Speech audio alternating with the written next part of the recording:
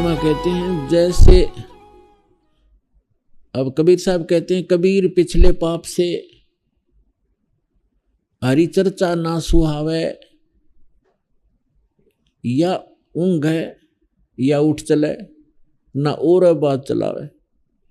जैसे हमने देखा कई बार किसी भक्त को हम साथ ले जाते हैं सत्संग में, गुरु जी के सत्संग में, ऐसे कह सुन के प्यारते हैं, कोई जान पहचान का शर्म शर्म से आ जाता तो थोड़ी देर तो बैठता सत्संग सुनता, फिर या तो लटके लेने लग जाता नू, फिर उसका हम छेड़ते सो मत नो का चल चल लाएंगे चल, मतलब कुछ काम याद आ गया ये वो ना तो आप सुने हमने ना हमने सुन दे, क्यों उसके पाप ना टिकने दे। कबीर साहब कहते हैं कबीर पिछले पाप से हरि चर्चा ना सुहावे, और कह ऊँगे और कह उठ चले, ना उरे बात चलावे।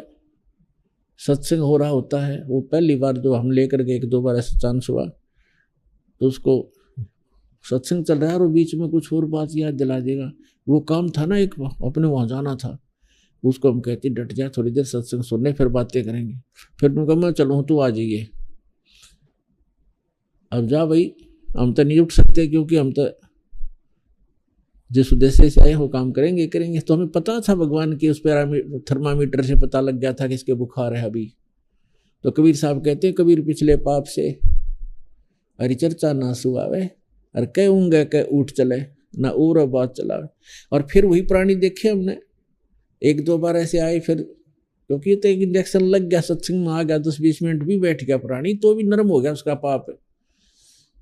और फिर वही आदमी है 2-2 घंटे जो एक टक देखते रहते हैं आगे और क्या सत्संग होगा, आगे और क्या बताएंगे गुरुजी। कई बार तो ऐसे होता है अरे थोड़ा ही सत्संग हुआ आज तो भाई, 2.5 घंटे को भी ऐसा लगता है जैसे थोड़ा ही सत्संग हुआ।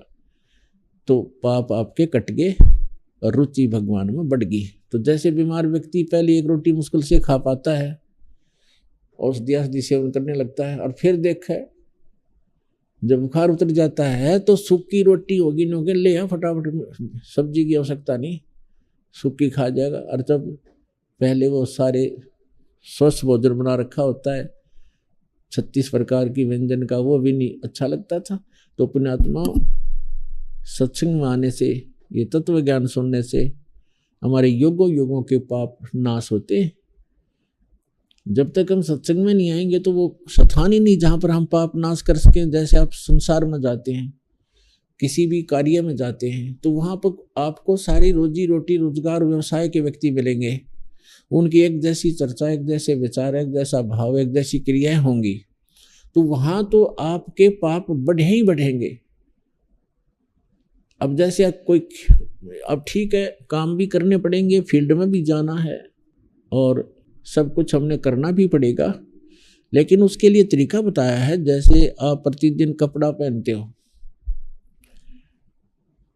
और काम करते हो, कोई मजदूरी करता है, कोई नौकरी करता है, या कोई अन्य व्यवसाय करता है, कोई खेती करता है, तो कपड़ा मैला होता है, तो मैला होगा स्वाभाविक है वो। तो फिर उसका तरीका है कि उसको साबुन और जल के प्रयोग से स्वच्छ करो, डेली धो लो उसको।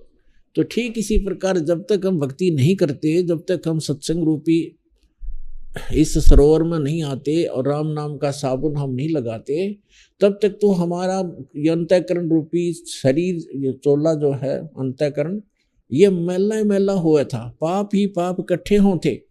अब हम सत्संग भी सुनते हैं, स्मरण भी करते हैं, दान भी करते हैं, तो हमारा जो मैला तो होना ही है, स्वाभाविक है, लेकिन वो साफ भी डेली हो रहा है। इस प्रकार से हम उन करोड़ों पापों से बचे रहेंगे, वो संग्रहित ना होंगे।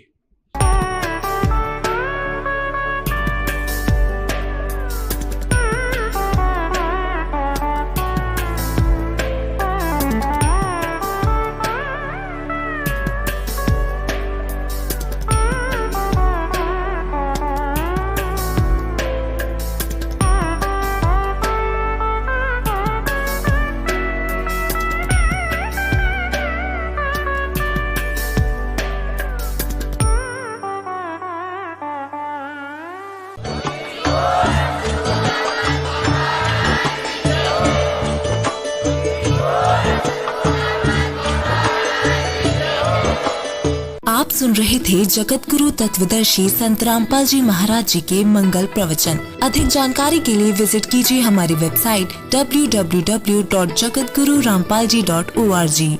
संत रामपाल जी महाराज जी के शुभ आशीर्वाद से पूरे विश्व भर में 500 से भी ज्यादा नाम दीक्षा केंद्र हैं, जिन पर संत रामपाल जी महाराज जी द्वारा ऑनलाइन निशुल्क नाम दीक्षा दी जा रही है। अपने नजदीकी नाम दीक्षा केंद्र का पता करने के लिए संपर्क करें 8222880541।